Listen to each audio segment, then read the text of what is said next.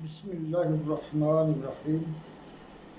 میرے انتہائی قابل احترام بزرگوں، بھائیوں، السلام علیکم ورحمۃ اللہ وبرکاتہ۔ پیارے اسلامی بھائیوں، امام علی مقام حضرت امام حسین رضی اللہ تعالی عنہ موضع شراب سے آگے بڑھتے ہیں۔ یہ دوپہر کا وقت ہے۔ یکا یک ایک صاحب نے اللہ اکبر کہا۔ فرمایا کیا ہے؟ کہا کھجور کے درخت نظر آئے ہیں۔ قبیلہ بنی اسد کے دو شخصوں نے کہا اس زمین میں کھجور کبھی نہ تھے۔ فرمایا پھر کیا ہے؟ عرض کی سوار معلوم ہوتے ہیں۔ فرمایا میرا بھی یہی خیال ہے۔ اچھا تو یہاں کوئی پناہ کی جگہ ہے؟ کہا کہ اسے ہم اپنی پشت پر لے کر اطمینان کے ساتھ دشمن کے ساتھ مقابلہ کر سکیں۔ کہا ہاں ہے، کوہ ذوحشم۔ اگر حضور ان سے پہلے اس تک پہنچ گئے۔ یہ باتیں ہو رہی تھیں کہ سوار نظر آئے اور امام حسین رضی اللہ تعالی عنہ سبقت فرما کر پہاڑ کے پاس ہو لیے۔ جب وہ اور قریب آئے تو معلوم ہوا کہ حور ہیں جو 1000 سواروں پر افسر بنا کر امام کو ابن زیاد بدنہاد کے پاس لے جانے کے لیے بھیجے گئے ہیں۔ اس ٹھیک دوپہر میں اصحاب امام کے سامنے اترے۔ مالک کوثر کے بیٹے نے حکم دیا کہ انہیں اور ان کے گھوڑوں کو پانی پلاؤ۔ ہمراہیان امام نے پانی پلایا۔ پھر جب ظہر کا وقت ہوا تو امام حسین رضی اللہ تعالی عنہ نے مؤذن کو حکم دیا۔ پھر ان لوگوں سے فرمایا تمہاری طرف میرا آنا اپنی مرضی سے نہ ہوا، تم نے خط اور کاسد بھیج کر بلایا ہے۔ اب اگر اطمینان کا اقرار کرو تو میں تمہارے شہر کو چلوں، ورنہ واپس چلا جاؤں۔ کسی نے جواب نہ دیا اور مؤذن سے کہا تکبیر کہو۔ امام نے حور سے فرمایا اپنے ساتھیوں کو تم نماز پڑھاؤ گے؟ کہا نہیں، آپ پڑھائیں اور ہم سب مقتدی ہوں گے۔ بعد نماز حور اپنے مقام پر گئے۔ امام حسین رضی اللہ تعالیٰ عنہ نے اللہ تعالیٰ کی تعریف کے بعد ان لوگوں سے ارشاد کیا اگر تم اللہ سے ڈرو اور حق کو اس کے اہل کے لیے پہچانو تو خدا تعالیٰ کی رضامندی اسی میں ہے کہ ہم اہل بیت ان ظالموں کے مقابلہ میں اول الامر یعنی حاکم ہونے کے مستحق ہیں، اور اپنے خطوں اور قاصدوں کے خلاف ہمارے بارے میں رائے رکھنا چاہو تو میں واپس چلا جاؤں۔ حور نے عرض کی واللہ ہم نہیں جانتے کیسے خط اور کیسے قاصد۔ امام حسین رضی اللہ تعالی عنہ نے بھرے ہوئے خط نکال کر سامنے ڈال دیے۔ حور نے کہا میں خط بھیجنے والوں میں سے نہیں ہوں، مجھے تو یہی حکم دیا گیا ہے جب آپ کو پاؤں تو کوفہ ابن زیاد کے پاس پہنچ جاؤ۔ فرمایا تیری موت نزدیک ہے اور یہ ارادہ دور۔ پھر ہمراہیوں کو حکم دیا کہ واپس چلے۔ حور نے روکا۔ فرمایا تیری ماں تجھے روئے، کیا چاہتا ہے؟ کہا سنیے، خدا کی قسم آپ کے سوا تمام عرب میں کوئی اور یہ بات کہتا تو میں اس کی ماں کو برابر سے کہتا۔ واللہ آپ کی ماں کا نام پاک تو میں ایسے موقع پر لے ہی نہیں سکتا۔ فرمایا آخر مطلب کیا ہے؟ عرض کی ابن زیاد کے پاس حضور کا لے چلنا۔ فرمایا تو خدا کی قسم تیرے ساتھ نہ چلوں گا۔ کہا تو خدا کی قسم آپ کو نہ چھوڑوں گا۔ جب بات بڑھی اور حر نے دیکھا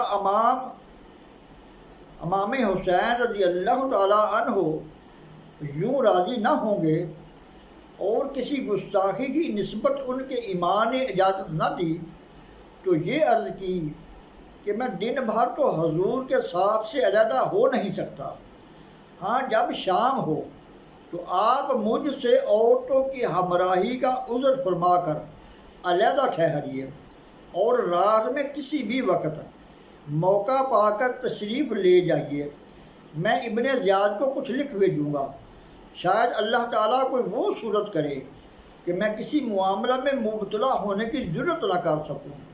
پیارے اسلامی بھائیوں، جب عازب الحجانات پہنچے تو کوفے سے 4 شخص آتے ملے، حال پوچھا۔ مجمع بن عبید اللہ عامری نے عرض کی، شہر کے رئیسوں کو بھاری رشوت سے توڑ لیا گیا ہے اور ان کے ٹھیلوں کو روپوں اشرفیوں سے بھر دیا گیا ہے، وہ تو ایک زبان حضور کے مخالف ہو گئے ہیں، رہے عوام ان کے دل تو حضور کی جانب جھکتے ہیں، اور کل انہی کی تلواریں حضور پر کھینچے گی۔ فرمایا میرے قاصد قیس کا کیا حال ہے؟ کہا قتل کر دیے گئے ہیں۔ امام حسین رضی اللہ تعالی عنہ یہ سن کر بے اختیار رو پڑے اور فرمایا، کوئی اپنی منت پوری کر چکا اور کوئی انتظار میں ہے، الہی ہمیں اور انہیں جنت میں جمع فرما۔ درمح بن عدی نے عرض کی، آپ کے ساتھ گنتی کے آدمی ہیں، اگر حور کی جماعت ہی آپ سے لڑے تو کفایت کر سکتی ہے، نہ کہ وہ جماعت جو چلنے سے ایک دن پہلے میں نے کوفہ میں دیکھی تھی، جو آپ کی طرف روانی کے لیے تیار ہے۔ میں نے اپنی تمام عمر اتنی بڑی فوج کبھی نہ دیکھی۔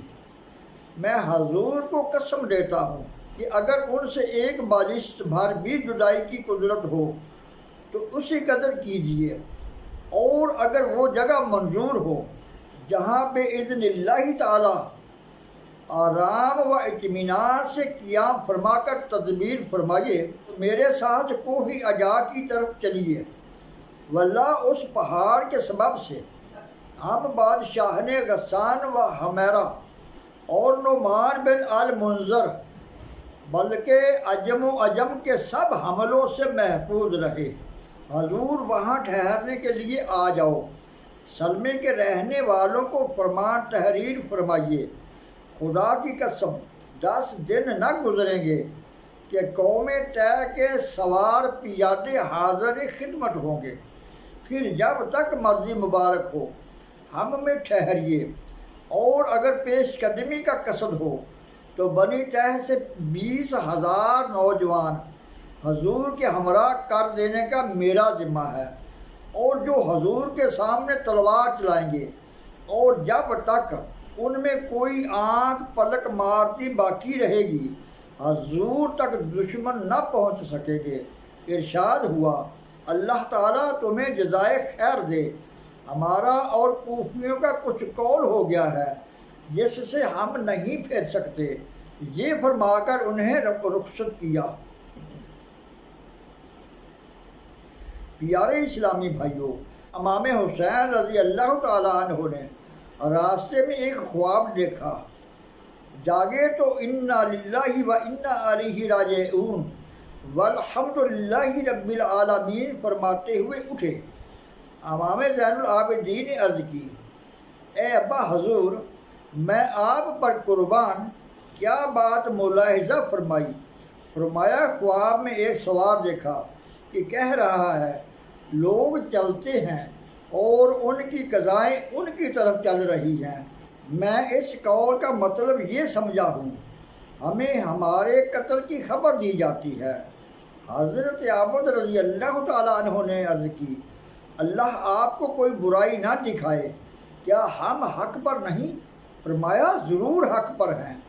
عرض کی، جب ہم حق پر ہیں، جب ہم حق پر جان دیتے اور قربان ہوتے ہیں تو کیا پرواہ ہے؟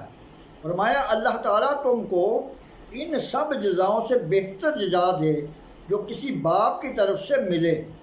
پیارے اسلامی بھائیوں، جب 99 پہنچے تو ایک سوار کوفے سے آتا ملا۔ اس نے حر کو ابن زیاد کا خط دیا۔ لکھا تھا، حسین پر سختی کر، جہاں اترے میدان میں اترے، پانی سے دور ٹھہریں، یہ قاصد برابر تیرے ساتھ رہے گا یہاں تک کہ تو مجھے خبر دے کہ تو نے میرے حکم کی کیا تعمیل کی ہے۔ حر نے خط پڑھ کر امام حسین رضی اللہ تعالیٰ عنہ سے گزارش کی کہ مجھے یہ خط آیا ہے، میں اس کا خلاف نہیں کر سکتا کہ یہ قاصد مجھ پر جاسوس بنا کر بھیجا گیا ہے۔ ظہیر بن الکین نے عرض کی، خدا کی قسم، اس کے بعد جو کچھ آئے گا وہ اس سے سخت تر ہوگا۔ اس گروہ کا قتال ہمیں آئندہ والوں کے قتال سے آسان ہے۔ ارشاد ہوا، ہم ابتدا نہ فرمائیں گے۔ یہ باتیں ہو ہی رہی تھیں کہ آفتاب غروب ہو گیا اور محرم کی دوسری رات کا چاند اپنی ہلکی ہلکی روشنی دکھانے لگا۔ دونوں لشکر علیحدہ علیحدہ ٹھہرے۔ اب مشرقی کناروں سے اندھیرا بڑھتا آتا ہے اور بزم فلک کی شمعیں روشن ہو جاتی ہیں۔ فضائے عالم کے سیاہ اور خدا کی آزاد مخلوق پرند چہچہا کر خاموش ہو گئے ہیں۔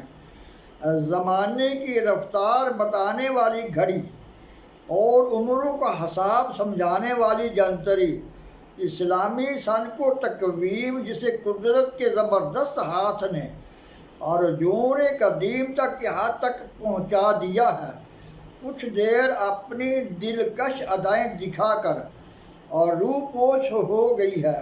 تاریکیوں کا رنگ اب اور بھی گہرا ہو گیا ہے۔